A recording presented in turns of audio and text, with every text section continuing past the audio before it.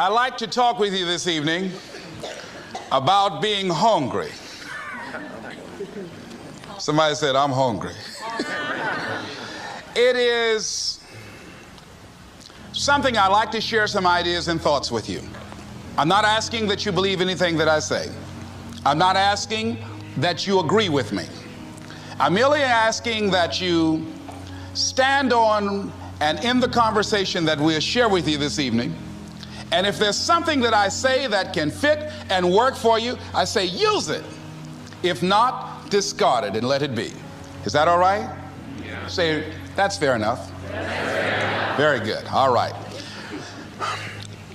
One of the things I have realized, and many of us have, that if you want something out of life, if you want to change yourself, if you want to acquire something, if there's some goal that you want to reach, that is really not easy as some people will make us feel.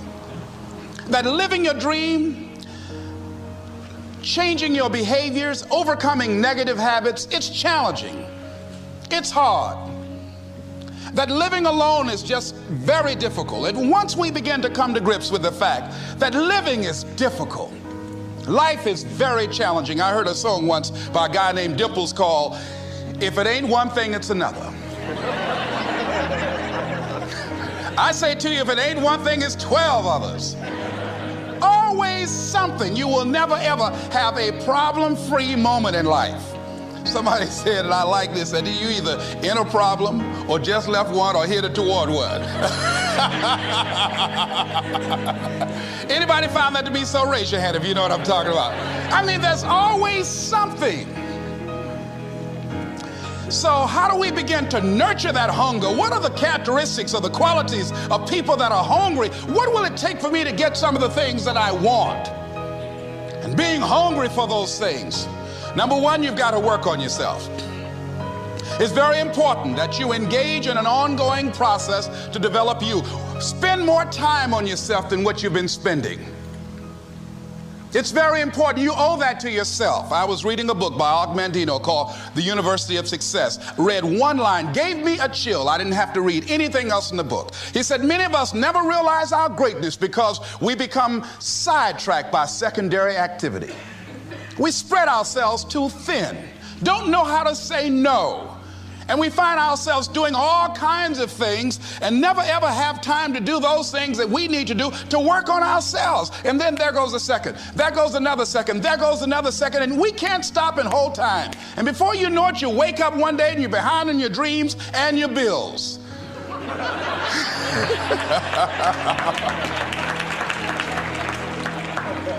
So decide that you're going to take some time to work on you, that you deserve that from yourself, that your life deserves some prime time because you are creating your own production.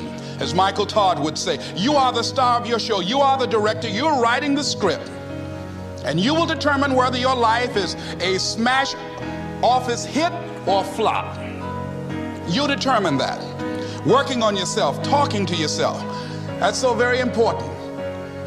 Overcoming the negative conversation, that inner dialogue that's going on all the time, even when you don't want it to be there. You can't stop yourself right now from thinking. You can't do it. It's going on.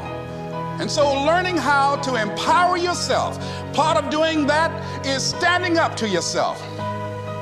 You've got to stand up inside yourself sometimes and say, shut up. You've got to do this. I was going to give a presentation, and this voice inside of me saying, you can't do this. You don't have everything it takes. I shut up. I'm behind on my bills, and you're telling me what I can't do. I have got to do it. You'll get scared sometimes. Your mind will go blank on you. Some people you will allow to unnerve you, and you wonder, what's wrong with me? I'm not crazy. That's why you've got to learn to make a conscious, deliberate, determined effort to stand up inside yourself. Working on yourself, watching that inner dialogue, it will determine the quality of your life. I don't believe this. I know this. I've had a challenge of losing weight. I'm walking through the airport, this voice say, why don't you have some M&M peanuts? No!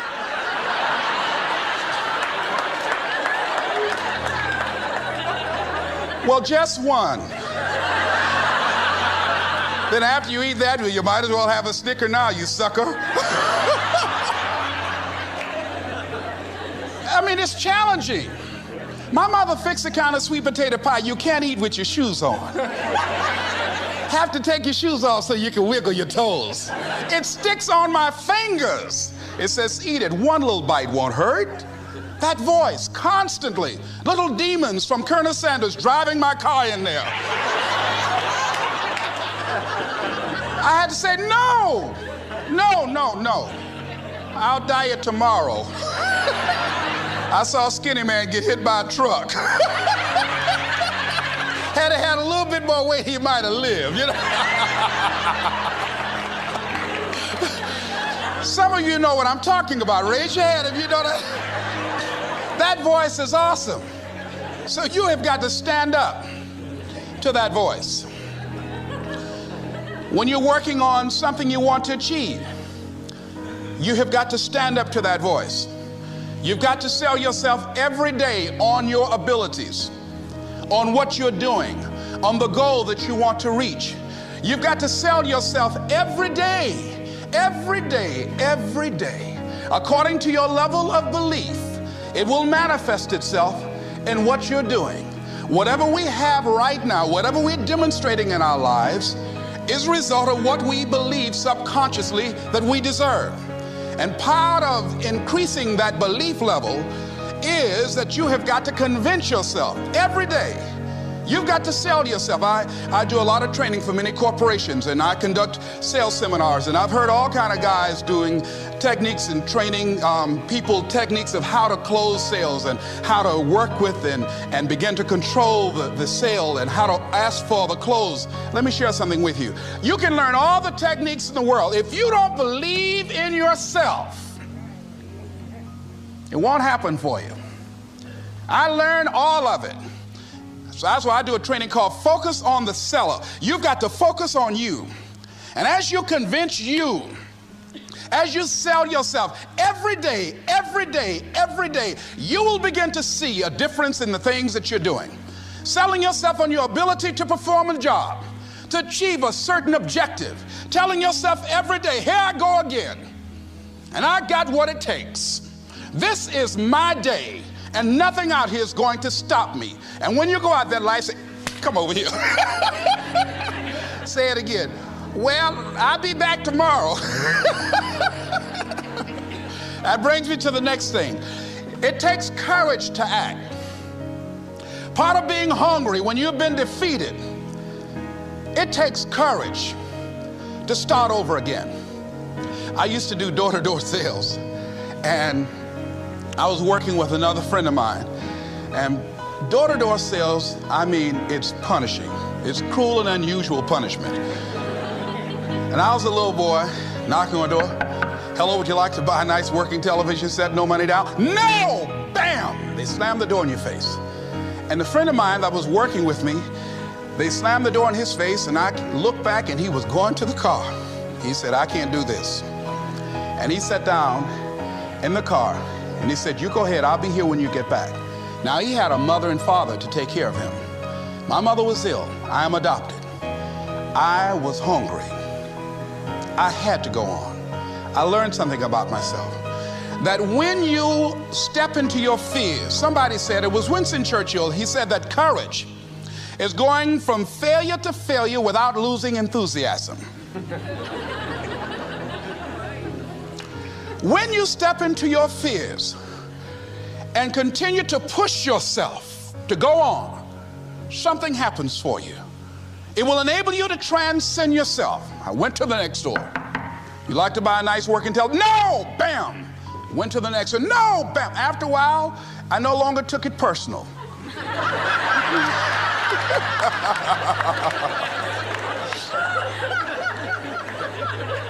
And I began to play a game. I said, well, I know there's a yes out here somewhere, and I'm going to keep on till I find it.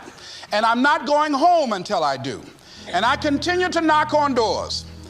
And then somebody eventually would say yes. And I said, are you sure? And I would go in there and I would get the sale.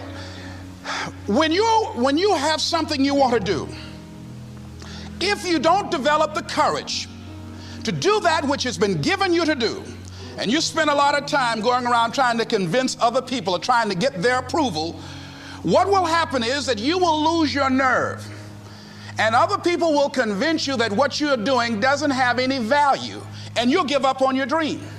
It's an interesting thing about life, I've also found, that if you don't have the courage to act, sometimes, and particularly, if you have something special to do, life will move on you. If it were not for life, I would still be a disc jockey. I didn't just leave voluntarily to go to the state legislature. I was fired. I was working on a job, and I came home one day. I was married at the time, and I told my former wife, I said, that guy Bert I work for is stupid. She said, if he's so stupid, why does he sign you a paycheck? Now you see why I divorced her, right? I couldn't stand her. That night, I could not sleep well. Here was a guy that was controlling my life. I was going through all kinds of changes because this man controlled my paycheck. And it was Carlyle who said, truth crushed to earth shall rise again. Winston Churchill said, the truth is incontrovertible. Malice may attack it, ignorance may deride it, but at the end there it is. And we know scripture that says, ye shall know the truth, and the truth shall set you free. And the truth that I had to come to grips with, that I wasn't in charge of my destiny. The truth was that I wasn't giving all that I had. The truth was that there are some things that I wanted to do, but I didn't have the courage to act on those things. And the truth was that Bert Childs was a blessing to me. He made life so miserable for me, I had to start looking at my life differently. I started going to work earlier. I started being the last one to leave there. I started working harder than anybody else. The other guys could not. Why would you work so hard, Les? I said, I'm not working for them. I have been cheating, Bert, I thought. I've been cheating myself and my family. Wherever you are, whatever you're doing, do it with everything that you have. Develop the habit of giving more than what you're paid for. Develop the habit of setting standards that others will be measured by. Someone said, do not go where the path may lead, but go where there's no path and leave a trail. All right? It is easy to be negative today. It is easy to have low morale today. I was at a corporation and they're going through downsizing and going to lay off some 1,500 people over the next few weeks. It's very depressing there. And those people that stay there 9 times out of 10, they're just going to do just enough to keep from getting fired.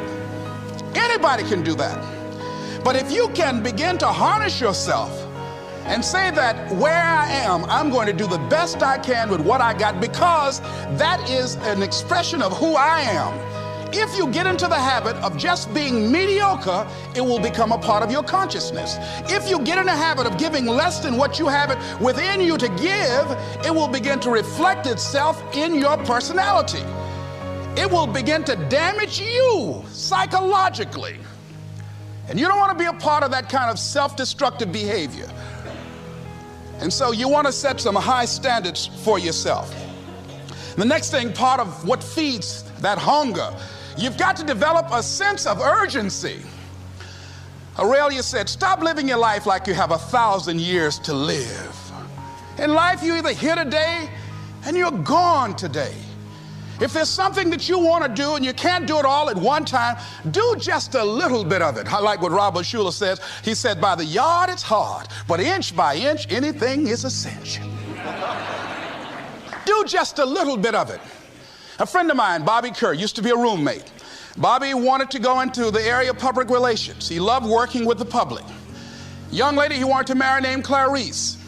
Bobby was a great procrastinator. Pretty soon the job where Bobby worked, they transferred him to another location. He went out to celebrate with the people on that new job site. And Bobby suffered a massive heart attack and died. Bobby didn't drink and didn't smoke, was under 40, and he died. Ask your question. How much time do you have left? How much time do you have left? When you start thinking about that, we don't know. We don't know. Bobby took all the greatness and all of the talent and all of his abilities to his grave with him. One of the things he could have put in parentheses under his name, he didn't use all his stuff. And most of us do that. Most of us don't use the stuff that we have brought into the universe. And we want to make a conscious, deliberate, determined effort to start living life with a sense of urgency and using what we've got. Using ourselves up. Sharing what we brought into the universe to share. Because if we don't, nobody else will. Stop wasting valuable time, knowing that if we begin to live our lives as if each day were our last, our lives will take on a whole new meaning. They take on a whole new expression, valuing each moment that we are blessed with.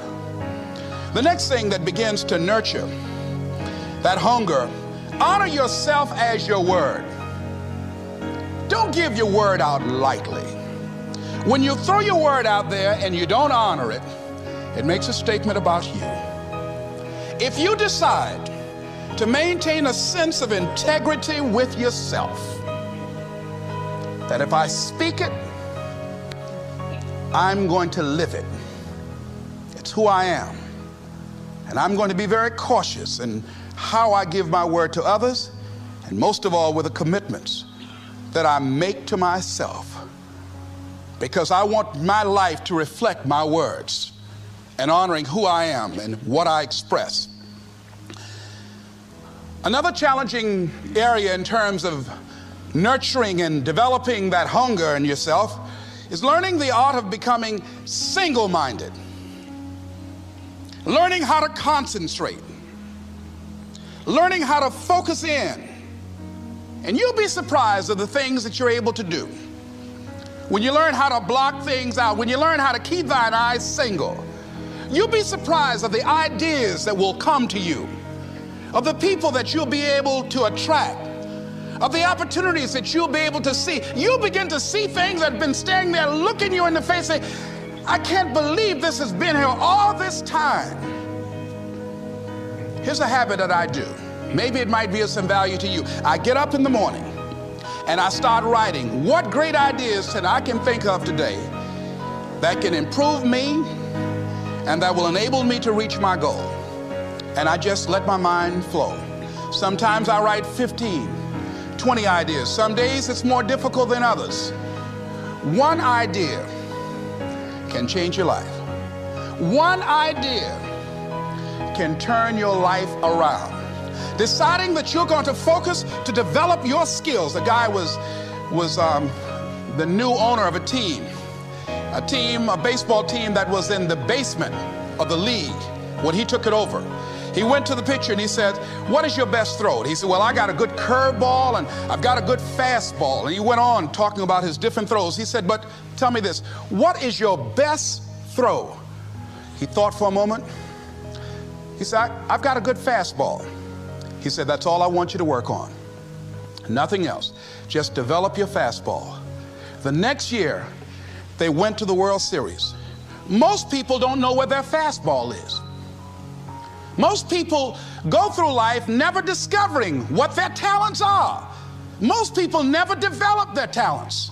They have skills and abilities, but if you don't nurture them, if you don't develop them, they will never serve you. Your gifts can take you many places if you develop your gifts. Most of us don't like to do those things that come easy to us. I've always loved to talk to people. I decided, taking this advice, to develop my skills as a speaker. And my gift has developed and it's taken me many places. You have something that you brought to the universe, and that if you decide that my life deserves my developing, this is what I do well. And becoming the best at it and mastering myself and seeing what I have within me. If you decide to drop your buckets where you are and develop your gifts, I grant you, you'll never ever be without. I grant you that your gifts will take you places that will literally amaze you. I grant you that if you begin to work to develop your gifts, you'll develop a strong sense of happiness. You'll get a larger vision of yourself, because part of beginning to get a larger vision of yourself, all of us need some area of our lives where we can have a feeling of competence. That people know when they think about this area, that's something you do. That you eat and sleep that, and that you do that, and people know it, and you know it, and you know that you know this. If you don't know anything else, you know this. Can you tell I know what I'm doing? Oh, hello. You know this. So you've got to work on it. When other folk are having a good time, you've got to have the strength of character to concentrate, to read, to digest information. If you decide in any particular area that you're concerned about, to make a conscious, deliberate, determined effort to read one book a month in that area, in 5 years, you'll be among the top 5% experts in the world. I read a minimum of 2 books a week. The average American reads only 1 book a year. If you decide that area that you love, that you are going to master that particular area, in this era of accelerated change, overwhelming complexity, and tremendous competition, as you begin to develop and expand your skills and your talents and your vision of yourself, you will always be in control of your destiny. The next thing is, whatever it is that you want to do, you want to do it massively. I have a friend who was telling me that his sales were down. I said, well, how many phone calls you make a day? He said, 25. I said, double them. Make 50 or 75 or 100. He said, oh man, that's just too much. I said, what do you mean too much? You behind on your bills? You're talking about too much? You know one way to get back on your feet real quick is to miss 2 car payments? You talking about you're tired? There's no competition out here. Decide that you're going to push yourself. Most people won't do that. Most people give up on themselves easily. You know the human spirit is powerful. There's nothing as powerful. It's hard to kill the human spirit. They asked Benjamin Disraeli, a man who became the head of a country at a time when Jews were not allowed out after 10 o'clock. They said, how did you do it? How do you achieve against such great odds? He said, nothing can resist the will of a people that will stake even their existence on the extent of their purpose for good. That when you have a made-up mind, when you decide that you want to do something, I was reading something the other day, he said, the power to hold on in spite of everything, the power to endure, this is the winner's quality. The hunger, the ability to face defeat again and again without giving up. This is a winner's quality. You have that quality within you. When you're hungry, you don't care about the facts. You don't care about the odds. Doug Williams played for the Washington Redskins, quarterback.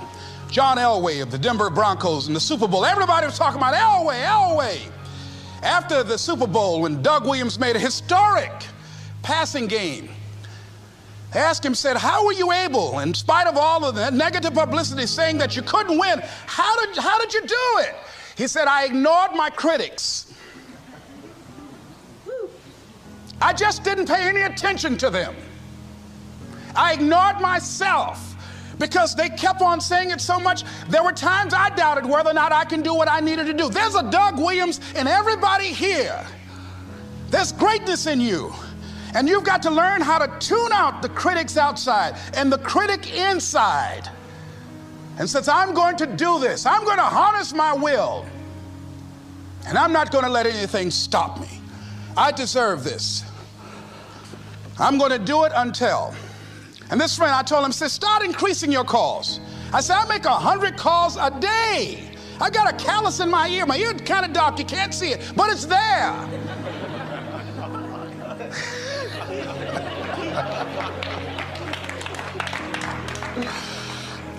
His sales have increased.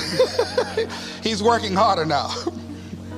The other thing is that if you want something, you have got to be relentless.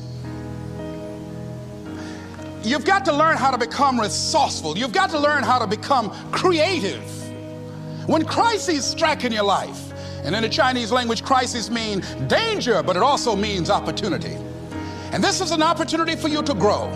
And you've got to be so relentless, regardless of what comes down the pike, that you're always looking for a way to get over, always looking for a way that you can break through, always looking for a way that you can win, always looking for a way that you can strike a telling blow.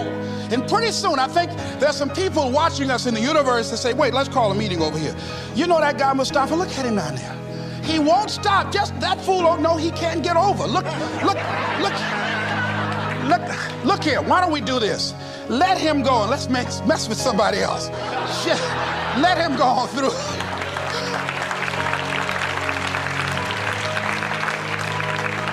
Life will just get tired of whipping you sometimes. And just say, let's just let this one go. I believe this. Now, no one has told me this, but I just kept on kicking. I didn't have sense enough to stop. I was intelligently ignorant. I didn't know what I couldn't do. So I just tried anything. And the fascinating thing about life, because you can't get out of it alive, you might as well have a good time, you know? You might as well have a good time. Live your life with passion, with some drive. I was giving a seminar the other day, and I mentioned that I was going to do some training in August with some young teenagers and take about 100 away to a 2 or 3 day camp and wipe them out. Been working on this. So after the speech, one of the parents walked up to me and said, Mr. Brown, I'd like for you to do something for my son. He's not motivated.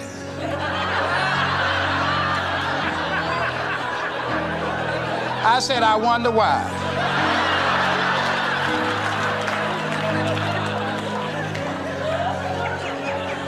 I wonder what's wrong with him. He had no fire whatsoever. See, what you do speak so loudly, folk can't hear what you're saying.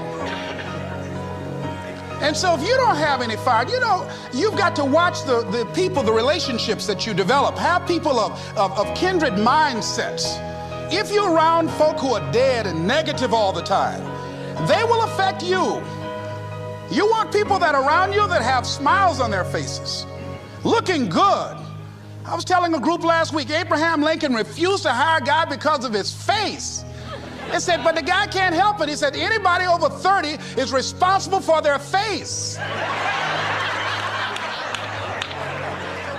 If you have some depressing face looking at you every day, it affects your blood pressure.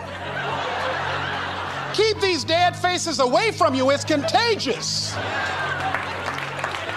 This is serious. So you've got to watch your countenance, watch your face, have an uplifted expression, watch your body posture. All of these things affect you psychically. You got to be the kind of person that you are fearless. Fearless. Folk leave fearless people alone. There's some people walk through a neighborhood and every dog in the neighborhood would bark at them.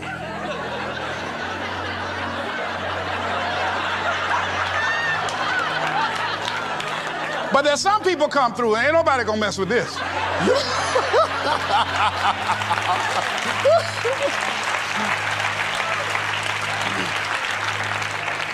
You are unstoppable.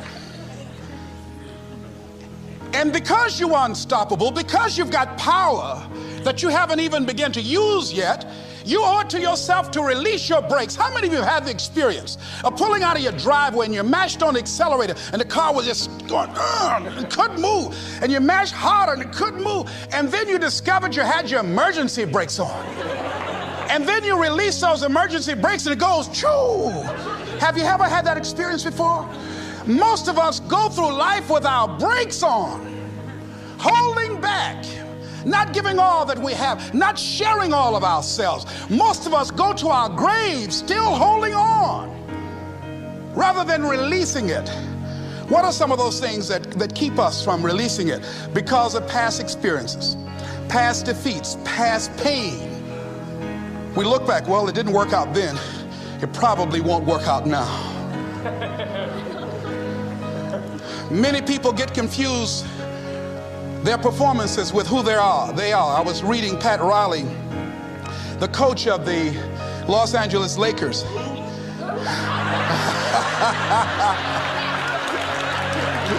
But you're going to like this quote here.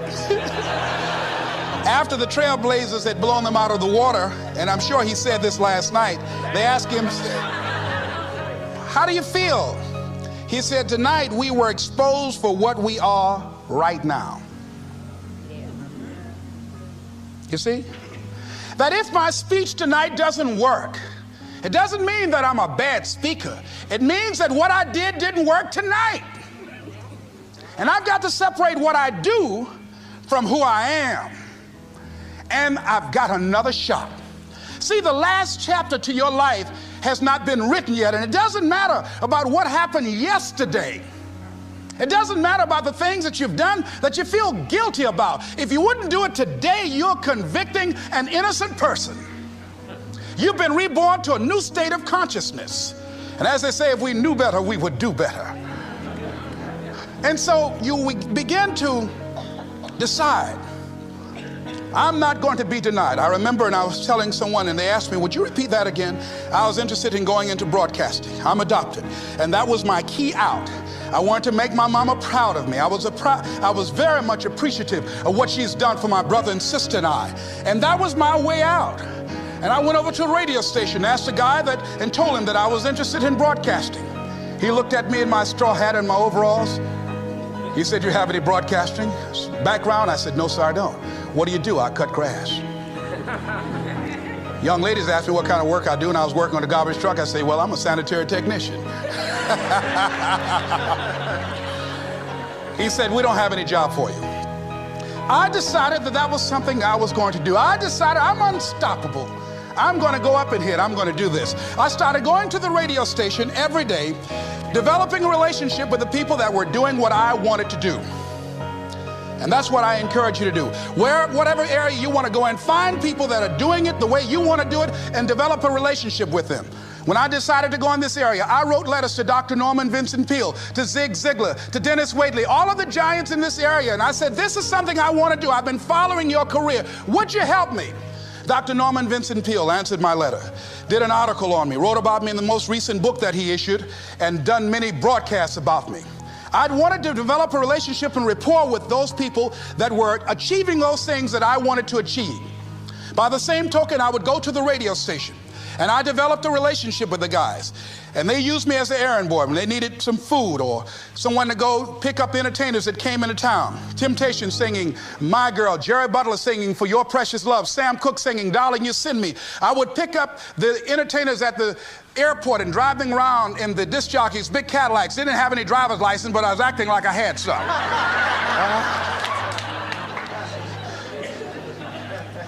Every day I used to go home and work on my communication skills, developing myself.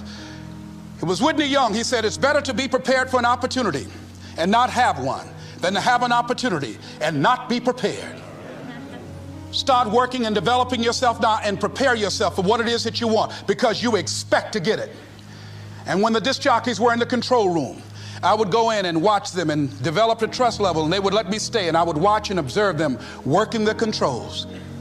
When you want something out of life, don't worry about how you're going to get it. How is none of your business. The most difficult thing it is to hold the vision. It's to hold the vision. So there I was at the radio station. A guy was on the air and he started to drink by the name of Rock. I was outside the window looking at him and watching. Hungry and ready. Saying, drink, Rock, drink. Pretty soon the phone rang. It was the general manager. I said, hello? He said, Les, this is Mr. Klein. I said, I know. He said, Rock can't finish his program. He's slurring his words. I said, I know. Can you work the controls until one of the other disc jockeys come in? Would you call them? I said, yes, sir. I hung the phone up. I said, now he must be thinking I'm crazy. I called my mama and my girlfriend Cassandra. I said, y'all come out on the front porch and turn up the radio. I'm about to come on the air.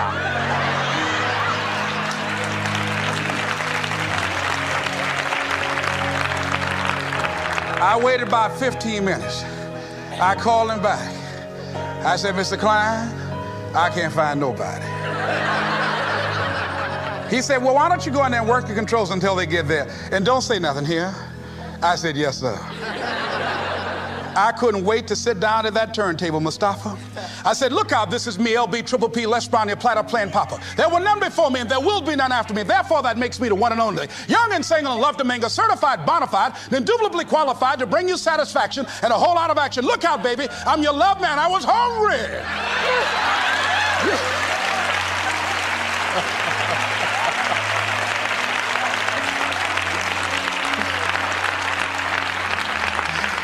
Shake somebody's hand on your right and left and say, you've got to be hungry.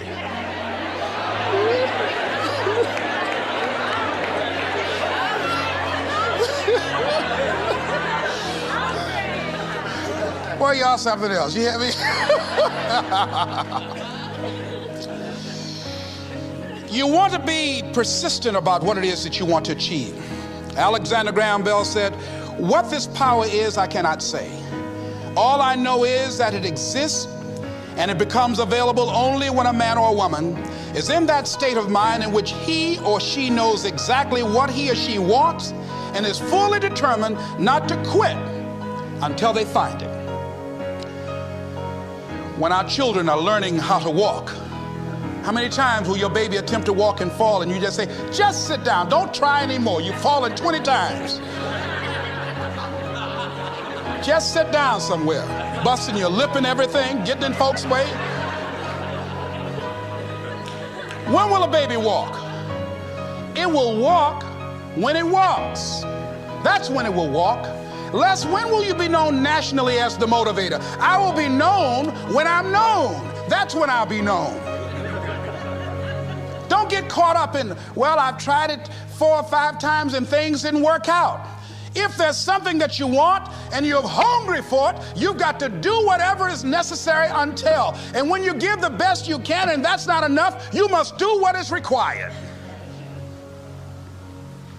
And don't give up on yourself. Don't throw the towel in so quickly. Many people give up on the 1-yard line, where if they have the determination just to keep on knocking. It's a funny thing about life. If you're home one day and someone is knocking on the door and you say, I don't want to be bothered today. And if that person just keep on knocking, say, can you believe that fool's still knocking? Pretty soon you say, what is it? What do you want? And that's how you've got to be about your dream.